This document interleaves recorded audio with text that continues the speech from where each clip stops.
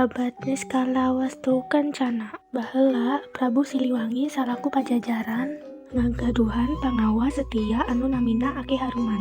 Unggal dina dinten Aki Haruman dipasihan tugas nolosoto nganggo panah sareng busur. Dina hiji dinten Aki Haruman angkat moro kawetan. Dugi ka siang anjeunna henteu acan kengingkeun buruan. Sanaos anjeunna parantos naik seueur gunung. Anjeunna ningali aya anu ngagencelang di belah kaler di Walungan Cipancar.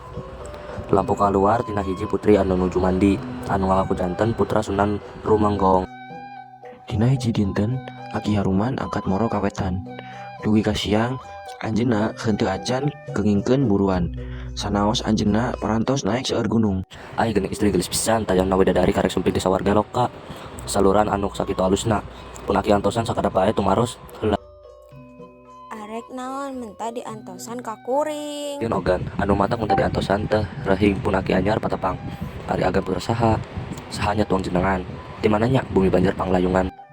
Oh jadi gitu menta diantosan teh lamun Aki hayang uninga nya di dieu lembur kuring imah kuring sarta putra Sunan Rumenggong nu geugeuh nagara Limbangan. Ari Aki ti mana bumi? Dari lembur Aki mati nagara Pajajaran. Rancangannya niskala wastu kencan. Pertemuan sareng Nyi Putri Limbangan dicarioskeun ku Aki Haruman ka Prabu Siliwangi. Dumasar kana kajadian ieu, Prabu Siliwangi namina gunung eta kalayan nami Gunung Haruman. Teras Prabu Siliwangi haja nikah sareng Putri Limbangan. Anjeunna ngintun Gajah Manggala sareng Arya Gajah. Duanana para pajabat Pajajaran. Sareng Aki Haruman jeung sajumlah pangawal engkep pikeun ngalamar putri.